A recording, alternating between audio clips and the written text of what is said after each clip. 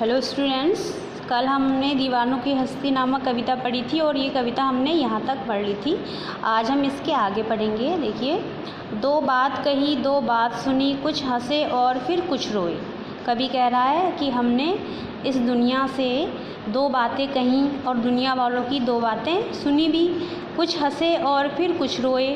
कभी हमें सुख का एहसास हुआ, कभी दुख का एहसास हुआ। छक कर सुख दुख के घूंटों को हम एक भाव से पिए चले। छक कर बिल्कुल तृप्त होकर सुख और दुख के घूंटों को हम एक भाव से पी करके चलते चले गए। हम भिखमंगों की दुनिया में स्वच्छंद लुटाकर प्यार चले।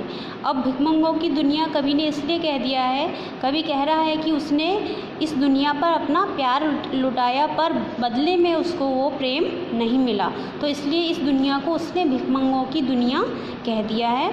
हम भिखमंगों की दुनिया में स्वच्छंद लुटाकर प्यार चले, हम एक निशानी सी उर पर ले असफलता का भार चले।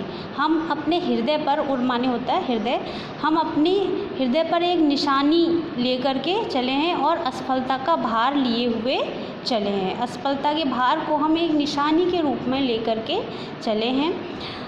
अब अपना और पराया क्या आबाद रहें रुकने वाले।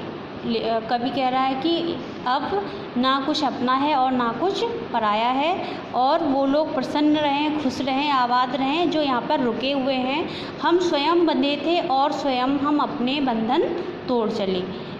कवि कह रहा है कि हम स्वयं ही बंधे हुए थे इन बंधनों में और आज हम स्वयं ही अपने बंधन को तोड़ करके आगे बढ़ते हुए चलते चले जा रहे हैं। तो आज हमारी ये कविता समाप्त हो गई है और कल हम इसके आगे इसका काम करेंगे। और आज आप इस कविता को पूरा पढ़ करके इसका अभ्यास करेंगे।